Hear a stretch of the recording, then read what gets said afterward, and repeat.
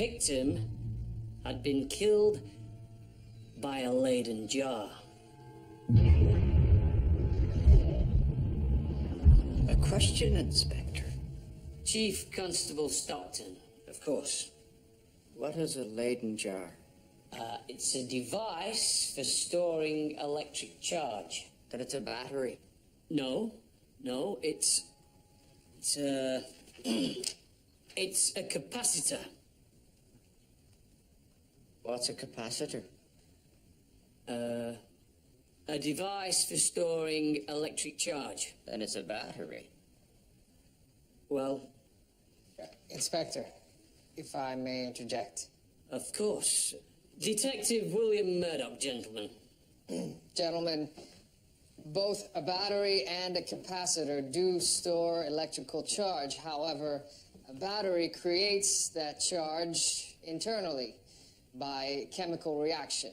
A capacitor needs an outside source of power. So in 1746, Van Meschenbroek had made the same discovery that von Kleist had. The foil inside the jar could store a significant electrical charge in the order of hundreds of volts, more than enough to kill a man. So in summary, there was no foul play.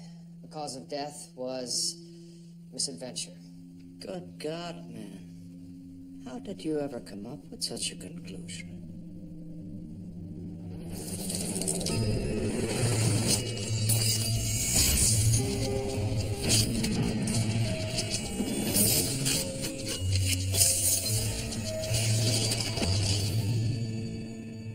Sometimes these things just come to me.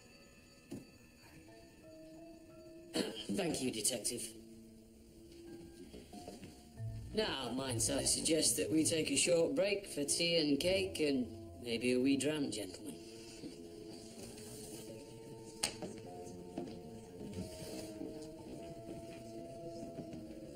Detective, might I have a word? Yes, sir. Of course.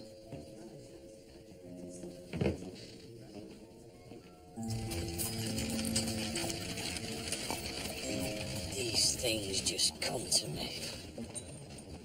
I'm sorry, I did not mean to commandeer that meeting, sir. Forget it, Murdoch. I'm used to you and your ideas by now.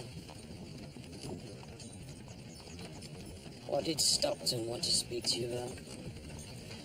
He suggested I apply for the inspector position coming open at station number 3. You, an inspector? I think my record speaks for itself. Murdoch, you're a bloody good copper, and you've got a mind like no one else I've ever met. But trust me, you're not cut out for the shite that comes with the job. Perhaps. But I could use a raise in pay. And I suppose the change in scenery could do me good. What, are we not good enough for your station number 4?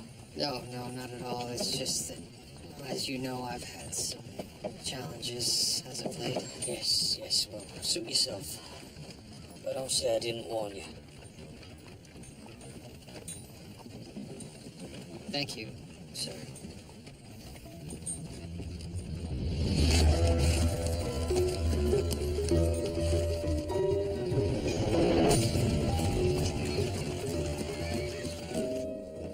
Inspector, there was a trunk delivered for you. This note came with it. Right.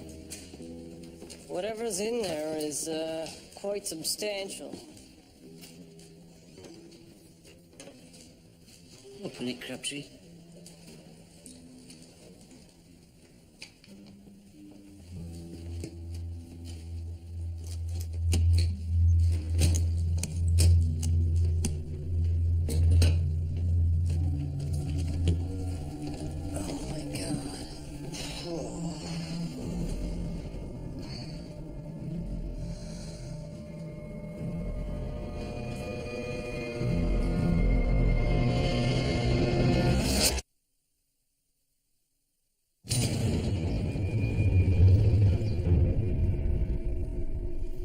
Finished with the trunk? Yes, for now. Gentlemen.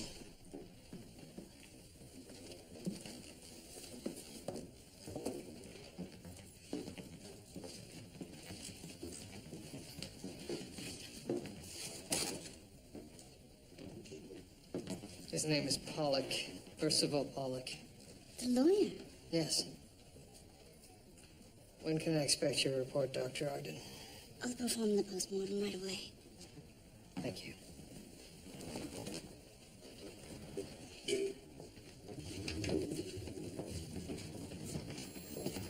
Murdoch.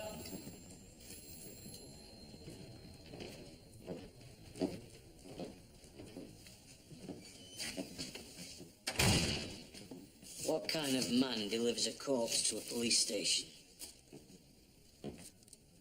Dear Inspector Brackenreed, have you missed me? Percy did. I paid him a visit. He's taunting me. This note would suggest you, the killer, and the victim had a relationship of some sort. Percy Pollock and I've crossed paths with lots of men who didn't particularly want to see the inside of a jail cell. Would any of them want to see you dead? Dozens. Right then. Time to perform the messy part of the job.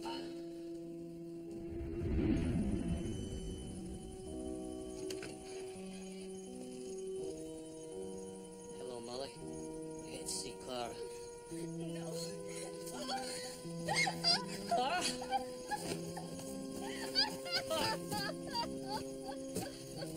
Shh.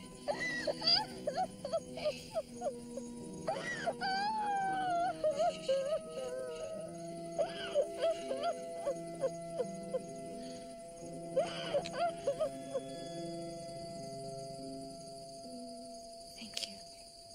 This'll help.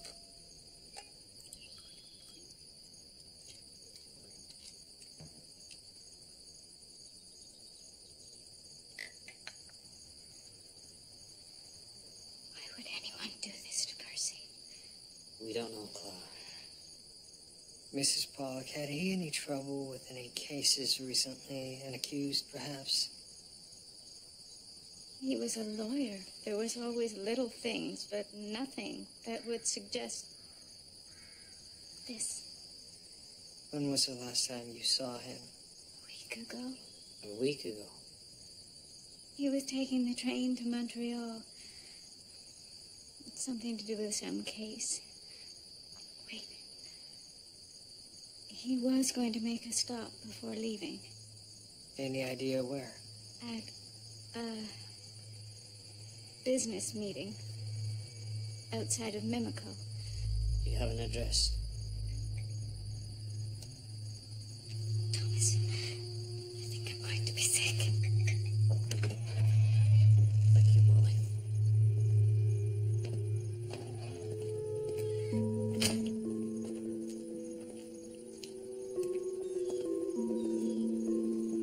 Will she be all right? She has a sister coming to stay with her. There's no way Percy Pollock was in that trunk for a week. No. We need to know when he died and where he was in the interim. Dr. Ogden will supply the time of death. I'll retrace his steps. I'll go over the cases Percy and I worked on, see if I can come up with a name. Very good. Murdoch. I want this bastard caught. Understood.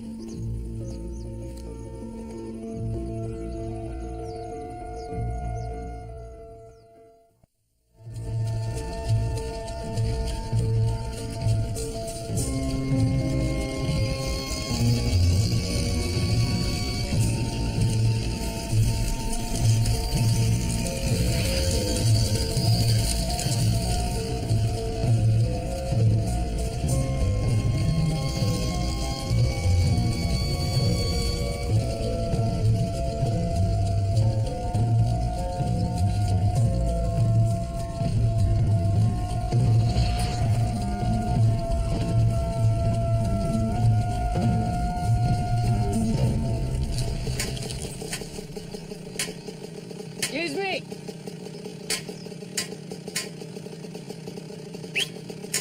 Excuse me! Yes! Dr. Gilbert Perkins. Yes! Detective William Murdoch, Toronto Police. Police? What are you doing all the way out here in Mimico?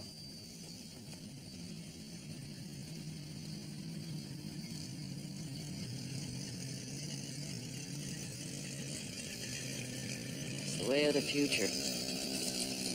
Percy thought so too. Mechanical power, I mean. The horse is a thing of the past. Yes, well, a device like this has some advantages. Some, Detective? Why, this is liberation. Anyone can travel wherever they desire. Well, I understand, but a world full of mechanized vehicles like this, fumes alone, let alone the roads needed to It's carry all them. quite manageable if it's thought through. Yes, if. So you and Mr. Pollock were business associates. Partners. Pioneers in the mechanized bicycle business. Percy was one of the few men I knew who shared my passion. Mr. Pollock visited you before he left from Montreal? He came up for a brief meeting about some milling work to be done on a cylinder. Was anything bothering him? Not that I'm aware of. Oh, in fact, he seemed in exceptional spirits. Do you know of anyone who might have wanted to harm Mr. Pollock? Harm Percy. Couldn't imagine it. And the last you saw of him? Stepping into a coach bound for the city. Right then, should I need to get in touch with you again? I mostly here, but I still practice medicine in Toronto. Even Renaissance men need to pay the bills. Oh, you have a telephone out here? In case I'm needed for my patients, if you'll excuse me. Of course.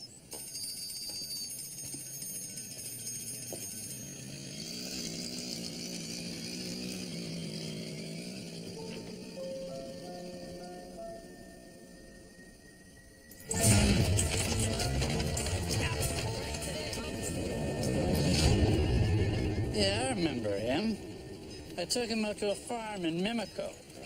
I remember it because there was this noisy bike that scared the tar out of my horse. And you came back to the city? Dropped him at Union Station.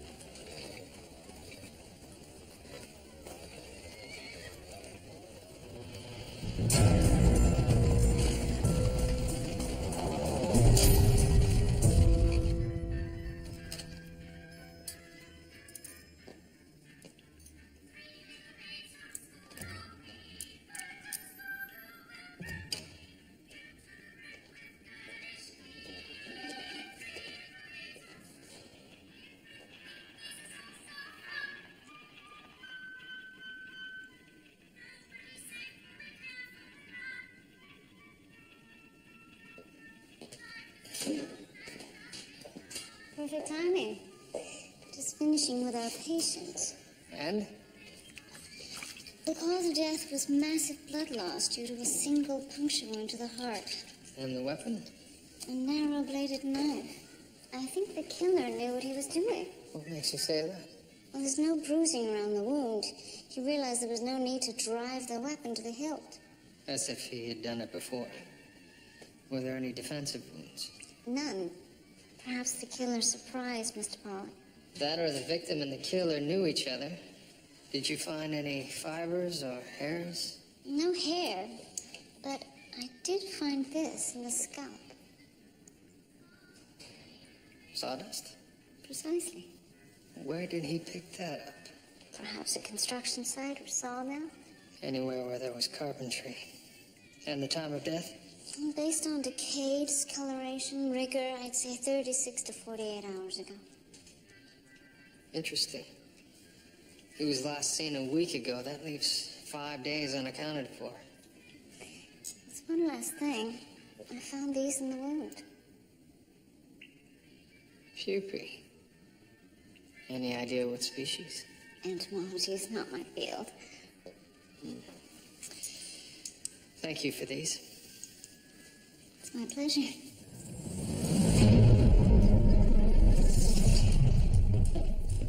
Could you have the operator connect me to Lawson's Butchery, please? Right away, sir.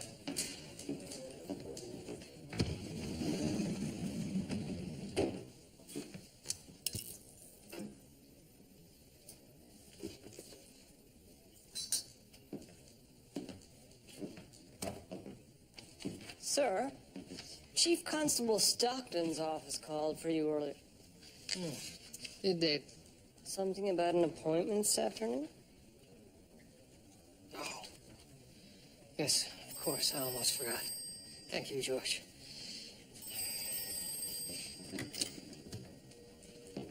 Yes, this is Detective William Murdoch at Police Station Number 4. I'd like to place an order, please. Nova Scotia, eh? Yes, sir. That's where I was born. What'd your father do? He was a fisherman, sir. Still out there? But we've lost touch. Oh. And your mother? My mother passed away when I was just a lad. You joined the force 10 years ago. Where were you before that? I worked in a lumber camp up north. I went there from Montreal, stayed 2 winters. I met a lumberman there who had done a stint as a constable. I liked the sounds of it, so I applied. What makes you think you'd make a good inspector? I spent 5 years as a constable before becoming acting detective at Station House Number 4. I was promoted to full detective 3 years ago. I've headed up 36 murder investigations and achieved convictions in all but 2. I get on well with the men. Very impressive. Marital status? A bachelor. I was engaged to Liza Milner. She passed away just over a year ago. My condolences. Well, what else should I know about you? Sir, I like to read, mostly medical and scientific journals. I'm strong, healthy, punctual. Religious affiliation? Roman Catholic.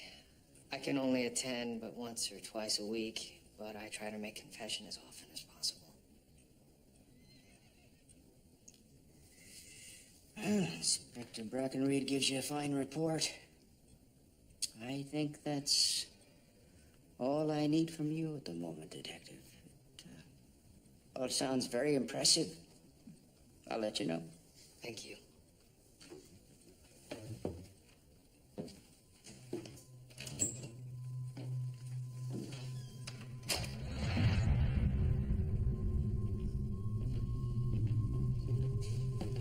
Sir? George, please don't sneak up on me. Sorry about that. What are you doing? Inspecting the note the killer left with the body. Anything to be learned? Unfortunately not. It was written using a straight edge, so it's impossible to link it to a suspect's handwriting. The paper's commonly available, as is the trunk. I could try to raise finger marks. Already tried it, George. No marks on the paper, and the trunk is heavily smudged. What about on your end? I spoke with the station master. And? Mr. Pollock did heavy ticket for Montreal, but it was never used. So he was dropped at the station, but never boarded the train. What became of him? Let up. Get your hat.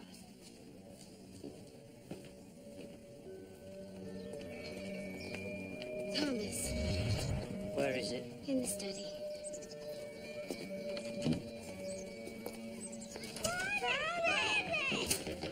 Whoa! I'll tell you what, you can tell me later, but at the minute, Daddy's really busy, so get your mother. You come here and let your father be.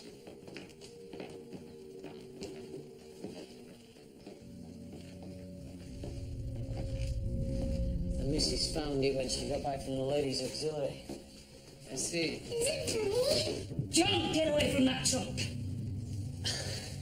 Listen, I didn't mean to shout at you, but that's a present for your father. Margaret?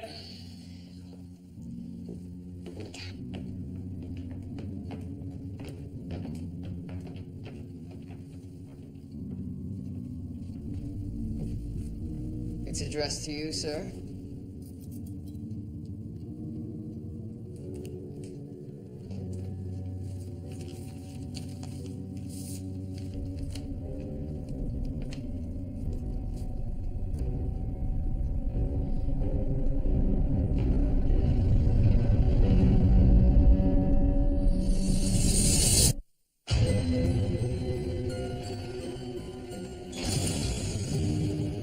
First Percy Pollock, lawyer, and now Judge Henry Scott. It would seem as though someone has it in for officers at the court, and that the next target is you, sir. Gentlemen, I have preliminary results. Judge Scott died from A wound almost identical to the one that killed Percy Pollock. That's right. The weapon was a narrow-bladed knife, possibly a... Stiletto. That would be consistent, yes. The blow was delivered... Between the third and fourth vertebrae hole ribs. Is there something you haven't shared with us, sir?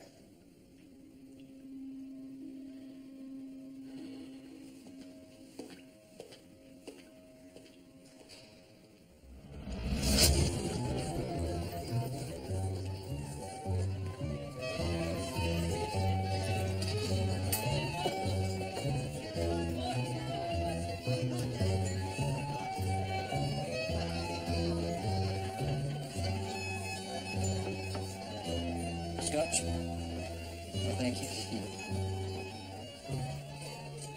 There was a case 5 years ago. A small-time gangster named Walter Hyatt. Smuggling, gambling, petty theft. Yes, I remember. He had no qualms about getting rid of anyone who stood in his way.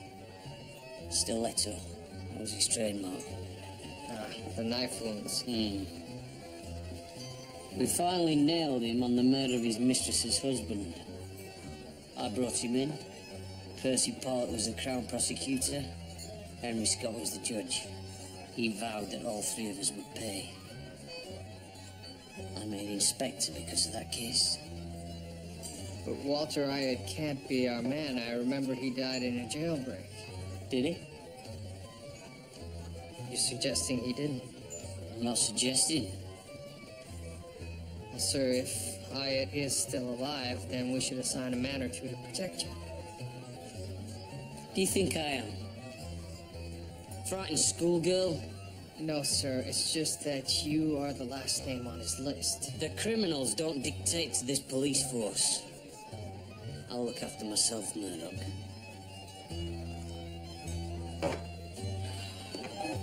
Cheers.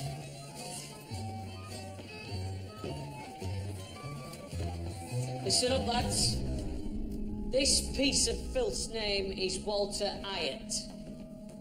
I want every tavern, every brothel, every gambling den in and around the city scoured for Hyatt and his cronies.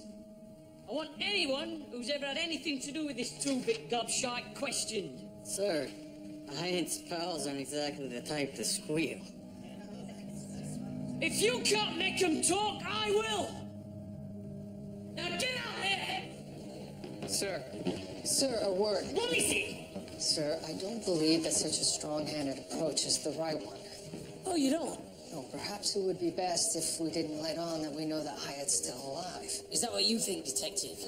You'd rather wait till Hyatt strikes again? No, sir, but there are dissimilarities between the two murders. The knife, the wound, they're Hyatt through and through. Granted, but I still think there's more to this than meets the eye. The pupae recovered, the time of death. Let me make this clear, Detective. If you want to spend your time dilly-dallying on your modern little theories, feel free. But I'm going to find Hyatt before he finds me.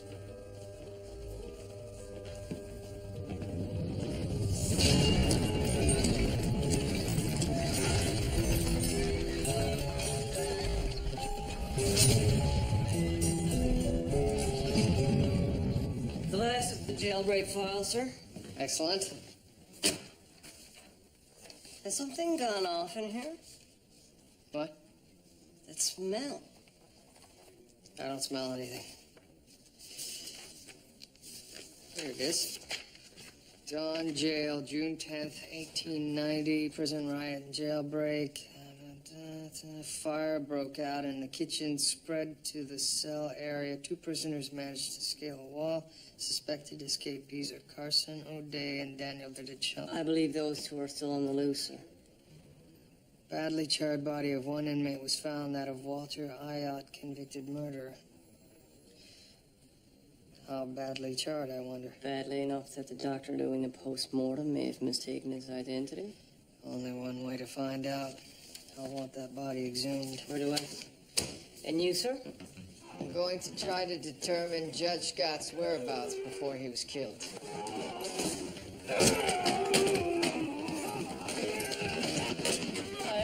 What's all this then? Well. If it isn't Delma Ward.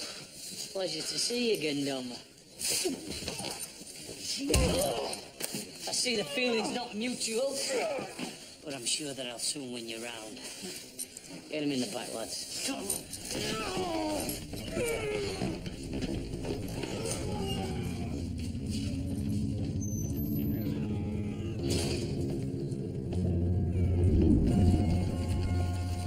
Judge Scott was a gentleman through and through.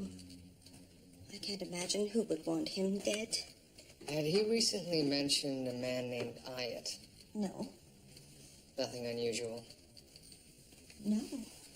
What about the judge's family, his wife, children? Might they be able to help me?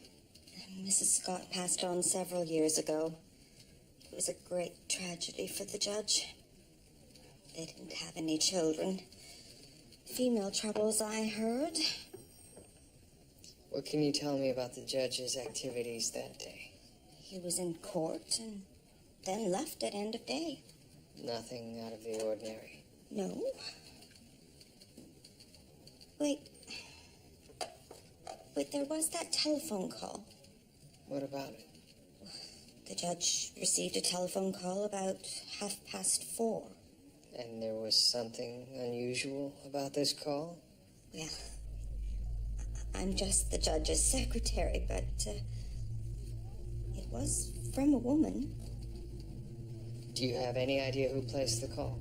No, but whoever it was, she sounded upset.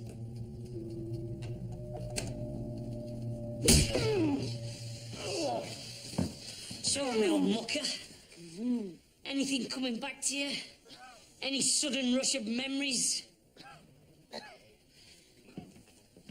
I can do this a lot longer than you can.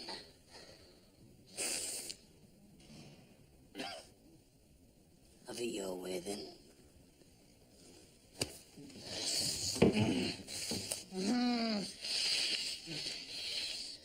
All right. Good boy, Delma. Good boy.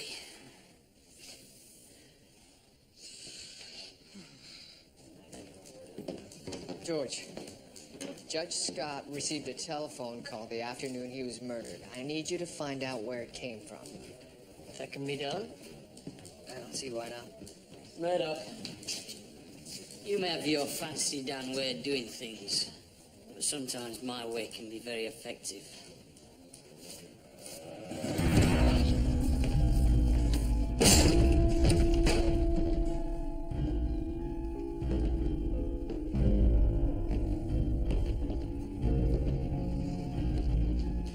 He's been here recently. It's still fresh.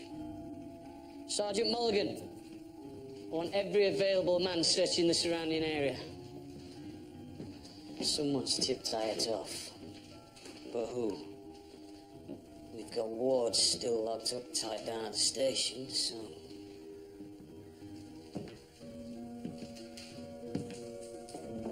Sir, wait. What? Tripwire. I see your walking stick. Pardon me.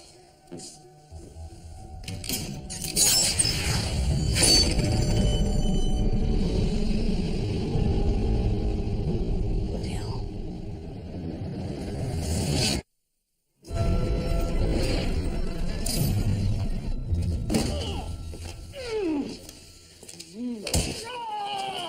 Come here, Delma. Come here.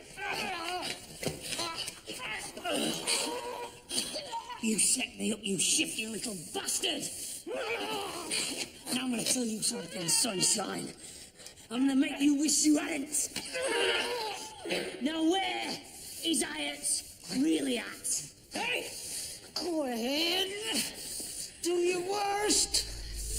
I'd rather take my chances with you than face Hyatt's knife.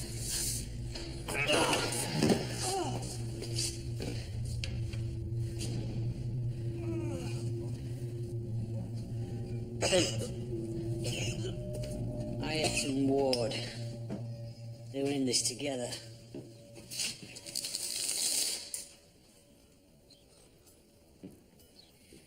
They knew that I'd come to Ward looking for Hyatt, and they knew that I'd be eager.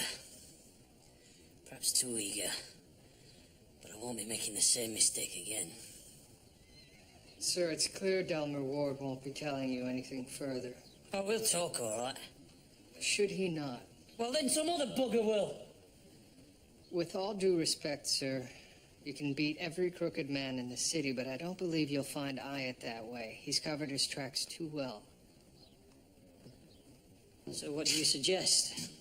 I suggest we follow the evidence. And just what evidence might that be? Well, there are a number of leads, but to me the key still seems to be the time of death. Yes, you keep telling me this, but I've yet to see a result. If you'll bear with me, I just need a bit more time. I will get to the bottom of this. Time. Time's not something that I have a lot of. I believe it's our best course of action. Fine. But I want to know everything you come up with, Murdoch. Understood? Yes, of course. And again, Inspector, I suggest a couple of men be assigned to you. Sod that. There might not be much I can do right now. But if Walter Hyatt comes looking and expects me to go quietly, then he's got another thing coming.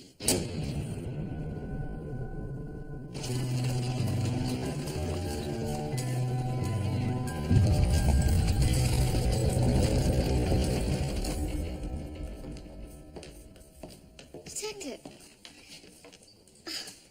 What on earth is that odor? Perhaps something has died in the walls, a mouse or a rat or something. I don't think there's any perhaps about it. How can you stand it? I suppose I've become accustomed to it. Or lost your sense of smell. Shall we step outside? Yes. Oh, much better. I finished with the exhumed remains. Ah, and? The bone structure is too small to be Hyatt, but it is consistent with one of the other escapees, Viticelli.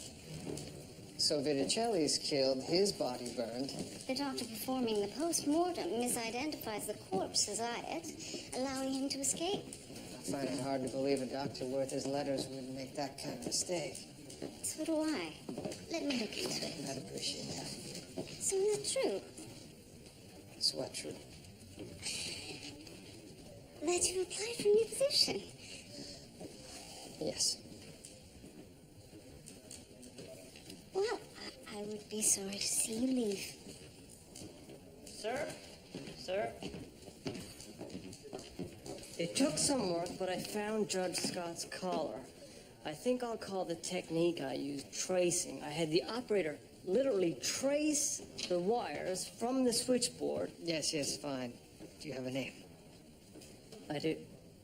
And it may surprise you. So why did you call Judge Scott? I needed some advice, legal advice. And so I called Henry, and he agreed to come by the house.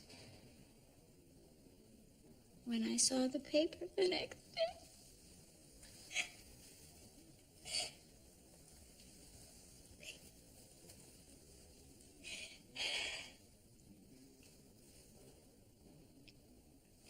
first Percy, and now Henry. What time did Judge Scott arrive? Straight after he'd finished work. How long did he stay? Perhaps half an hour. Did he give any indication as to where he was going? Home. I remember he said he had had a long day. Did he seem anxious or off? No. This advice you were seeking, what was it? Percy had made a large investment just before he died. Practically all of our savings. An investment, what kind? That, pardon my language, darned motorcycle business. With Dr. Perkins. What if the venture fails? I could be left destitute. And so I asked Henry for advice. This investment, it was a surprise to you. I knew that Percy was considering it, but I hoped that he had changed his mind. Why?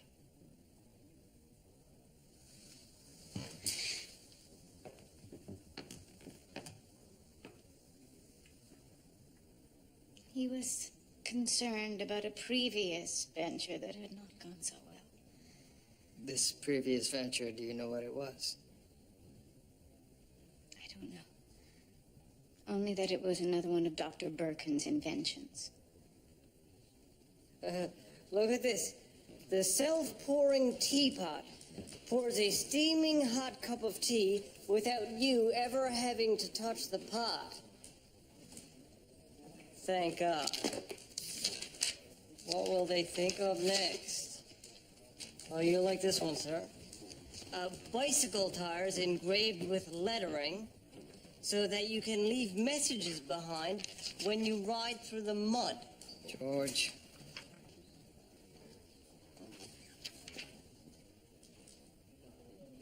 So I heard you were interviewed for that inspector's position. Obviously a very poorly kept secret. Well, on behalf of myself and the lads, it's been an honor working with you. It was just an interview, George. Oh, you're shoo-in, sir. Let's just concentrate on the task at hand, shall we? Oh, here it is. Dr. G. Birkins, applicant, patent number 405060. What's it for? Corn shards, a breakfast product made from reconstituted corn pulp meant to be eaten with cold milk. That sounds revolting. You know, I had an idea once to put meat in a can.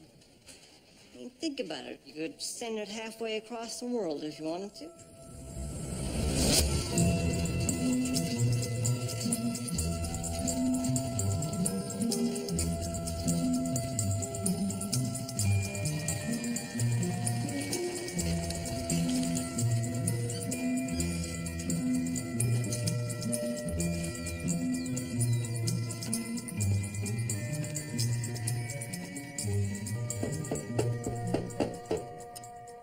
Corn shards weren't a bad idea.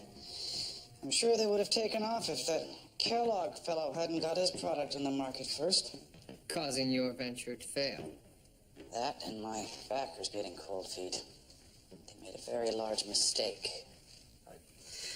Only time will tell. Had Mr. Pollock gotten cold feet about the motorcycle venture? And Percy had questions. Any good businessman would. Is that what you two discussed when he came out to meet with you? Came up. Probably ironed out our differences. So he decided to make a sizable investment? $5,000. That's a fortune. Well, to some. To others, those with foresight, the rewards far exceeded the risk. And what was Mr. Pollock's investment to accomplish? Final adjustments to the prototype in the first phase of production. Look, the bank wired the money through the day after we met.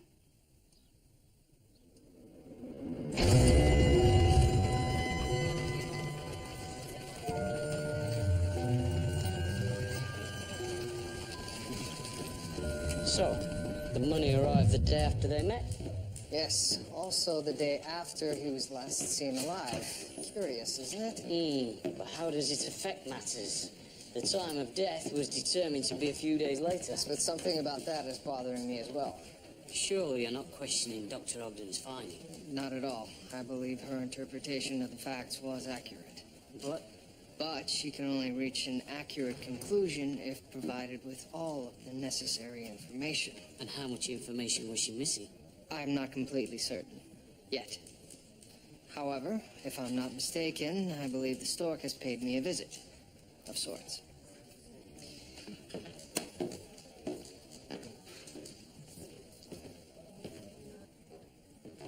William, you wanted to see me? Oh, my. I really must insist that you do something about whatever's died in your walls. Nothing has died. It's liver rotting. I've been conducting an experiment, and you're just in time. The pupae recovered from Pollock's wound have hatched. Chipmunks. Poor according to this, the pupal form has an 18-day incubation period before hatching into adult beetles. The Junebug pupae virtually all hatch on the same day. Yes, I spoke to an entomologist at the University of Toronto, and he told me that they all hatched 5 days ago. But your Junebugs hatch today. Yes. What could cause that? Well, there could be a number of factors that could cause a delay in their development, I suppose. A cold snap, for example. But the weather has been singularly hot.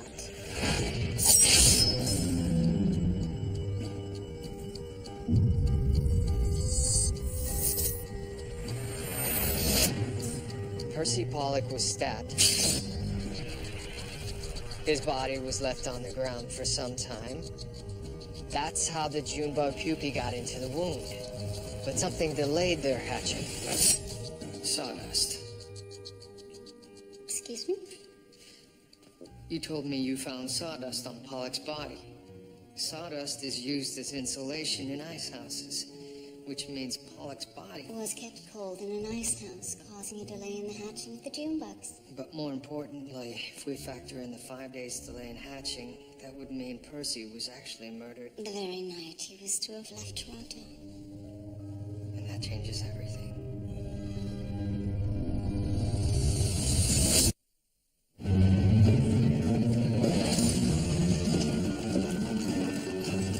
Like I told you before, Detective, I took that fellow to the farm and then dropped him at the train station. Yes, well, now please think hard. When your fare came back outside, did you actually see his face? Now that I recall, it was a bit strange.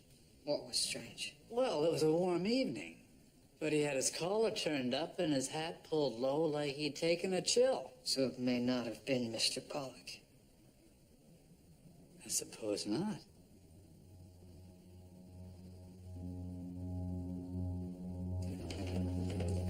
So you're saying that Pollock died the night he was supposed to get on the train? I don't think Mr. Pollock ever made it to the train station. So he was killed at Birkin's farm, and then someone impersonated him, got into the cab.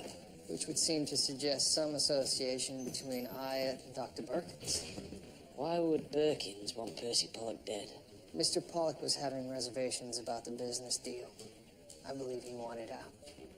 So Birkins has Hyatt kill Pollock to keep him from backing out the deal. Yes, but Dr. Birkins still needed Mr. Pollock's money, so he put the body on ice, delaying the time of death until the transaction was completed. And then Pollock's found tragically murdered just days later. Never to see the results of his investment. I'd like to revisit the suspected crime scene. Keep an eye on me, old mucker.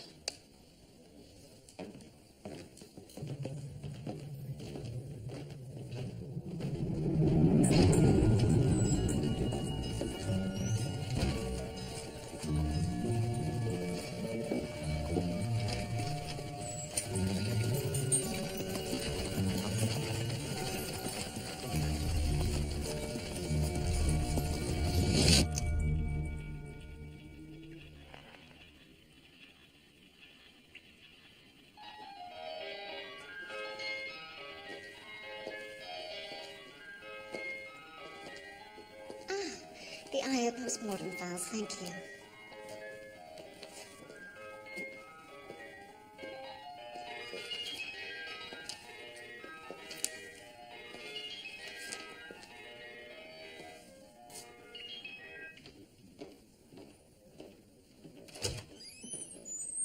Inspector? Chief Constable, please come in. Can I get you tea, sir? No, thank you. I'm looking for Detective Murdoch. He's off investigating a new development in the Pollock case. New development, eh? Yes, we have reason to believe that Walter Hyatt wasn't acting alone. He's looking into it as we speak. Murdoch. Good copper. But it'd be a bloody cold day in hell before a papist becomes an inspector in my police force. Sir, Detective Murdoch is quite exceptional.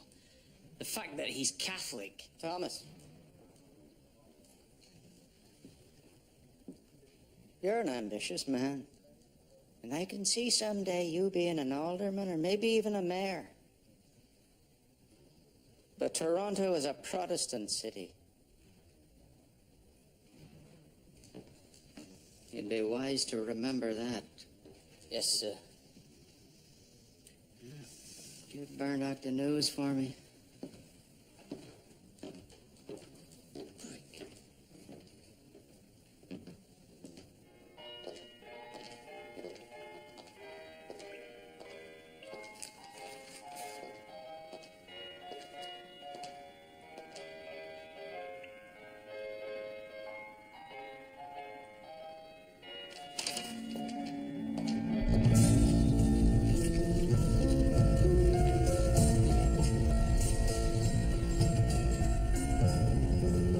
Take no chances, understood? Yes, sir.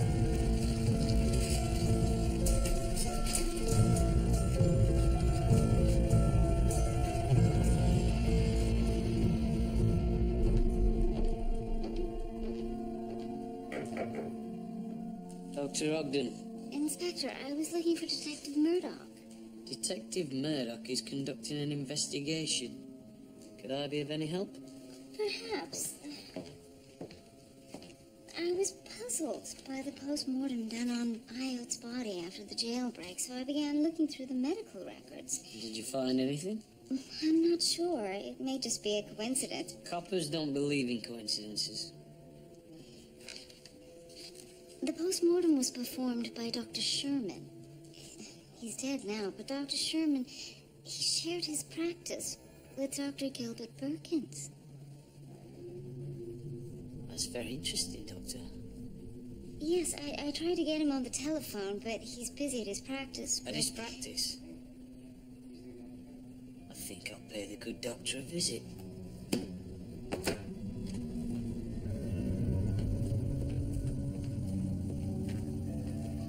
No one, sir. They seem to be long gone.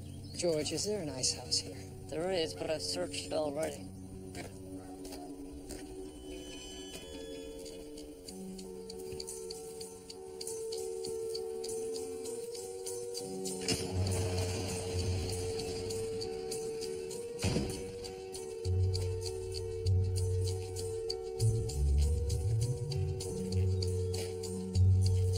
As you can see, there was no one here. Give me a hand, George. What are we looking for, sir? I believe Percy Pollock's body was stored somewhere cold. Most likely here. But how would I know to keep the body cold? He wouldn't. Dr. Perkins would. Then they were in on it together?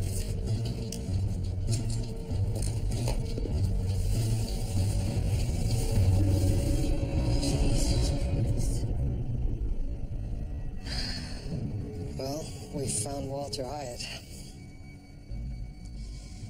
So if Ian's dead, And the killer must be Dr. Perkins. May I help you? Inspector Thomas Brackenreed. It's regarding the murder of Percy Pollock. I see. Please, come in. Thank you. George, we have a problem. Inspector Brackenreed is conducting a personal interview with Dr. Perkins. he doesn't know that the inspector's in grave danger. We have to hurry. Wait. We don't have time for that.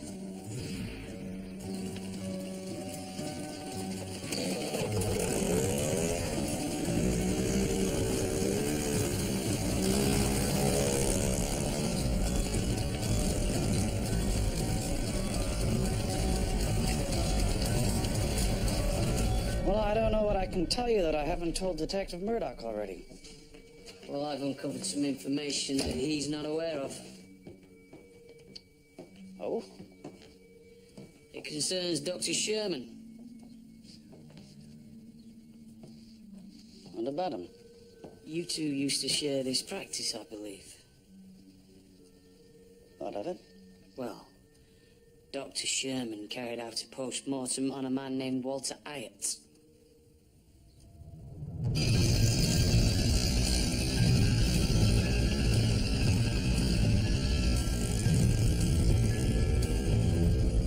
only problem is that he didn't actually perform the post-mortem, did he? What are you talking about? Well, his name's on the death certificate, but you're the one who actually performed it. That's how you knew that Walter Wright was still alive. This is absurd. Percy wanted to pull out of your little motorcycle venture, but you needed his cash, so you tracked down Hyatt and got him to do your dirty work for you. It was the perfect setup. Hyatt got his revenge, and you solved your cash problems. All you had to do was alter the time of the death. We were about to change the world. Percy was worried about a few dollars. You think I could just let him back out? What about Henry Scott? He didn't have anything to do with this. I never meant for anything to happen to him.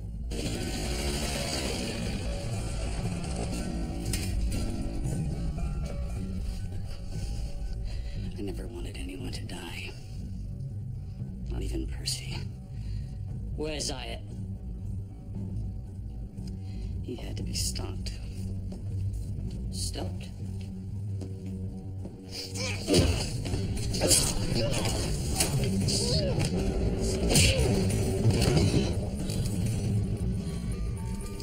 Sir? Murdoch. Good timing.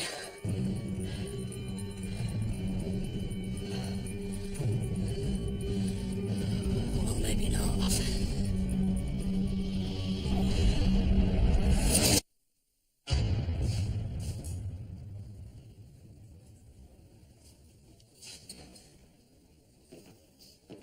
Detective? Yes, George. He's coming.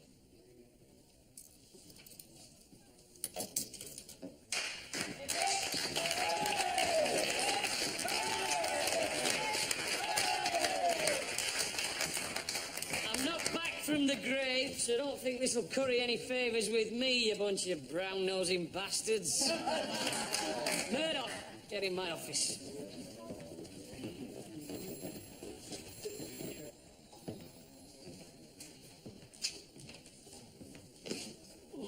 Close the door.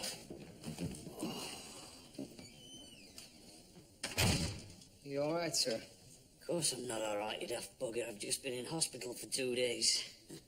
Get me a scotch. Perkins? He confessed. Seems as though he was in financial trouble over this corn shards fiasco. He needed money, fell in with a bad lot. And that is how he met Hyatt in the first place. The judge? That was Hyatt acting on his own. Pull up a chair. And it appears you were to be next. But Dr. Birkins didn't want Hyatt's rampage to expose him. So he killed Hyatt? Yes. And he was going to dispose of the body, making it appear as though Hyatt had moved on or vanished. Leaving me looking over my shoulder for the rest of my life. I suppose so. Have you heard about that job yet that you applied for? Not yet. I see. I'd like you to reconsider. Sir. This is a good station house, and for reasons beyond me, the men seem to think the world